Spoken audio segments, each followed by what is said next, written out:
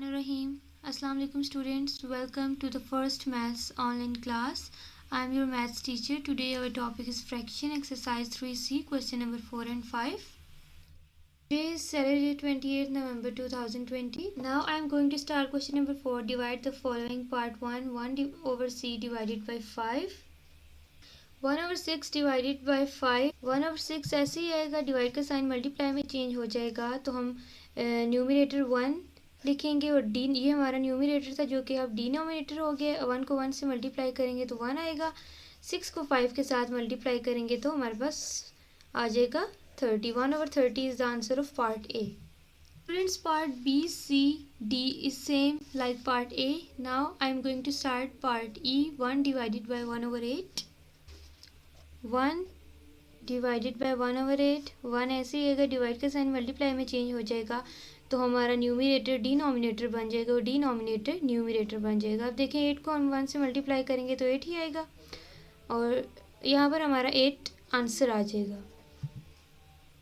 Students, part F, G और H भी बिल्कुल सेम पार्ट E की तरह है। अब मैं आपको part I करवाऊंगी। 1 over 2 divided by 1 over 3. 1 over 2 divided by 1 over 3. अब देखिए 1 over 2 ऐसे ही आएगा, डिवाइड का साइन मल्टीप्लाई के साइन में चेंज होगा, 3 ऊपर चला जाएगा और 1 नीचे आ जाएगा। 3 को हम 1 के साथ मल्टीप्लाई करेंगे 3 आएगा, 2 को 1 के साथ मल्टीप्लाई करेंगे तो 2 आएगा।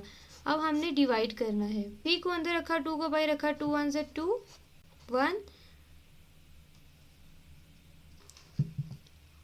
1 into 1 over 2 is the answer. Now I am going to start question number 5. Copy and complete this table thinking very carefully. यहाँ पर हमें 3 कॉलम्स दिए हुए हैं। कॉलम 1 है डिवीजन सम, कॉलम 2 में है इन वर्ड्स एंड कॉलम 3 में है क्वोशंट। यहाँ पर 2 डिवाइडेड बाई 1 over 3 है, इसका इन वर्ड्स है how many thirds make 2 holes. Question भी दिया हुआ है, जैसे पार्ट A, B, C मैंने यहाँ पे किया है। अब देखें यहाँ पर पार्ट D है 14 डिवाइडेड बाई 1 over 12। इसका वर्ड्स में लिखेंगे how many 12s makes 14 whole.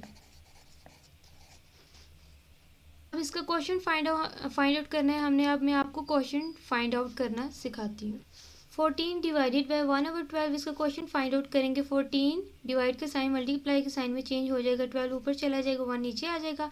14 को हम 12 के साथ मल्टीप्लाई करेंगे तो 168, ये हमारा क्वोशंट आ गया। 168 is the quotient of part D. Students, सब का क्वेश्चन इसी तरह ही फाइंड आउट करना है जैसे मैंने आपको पार्ट डी का अभी करवाया है। मैंने आपको क्वेश्चन नंबर 4 का पार्ट ए करवाया है, ई एंड आई। बाकी जो पार्ट्स रिमेनिंग पार्ट्स हैं B, C, D, F, G, H, J, K, L, it's your homework.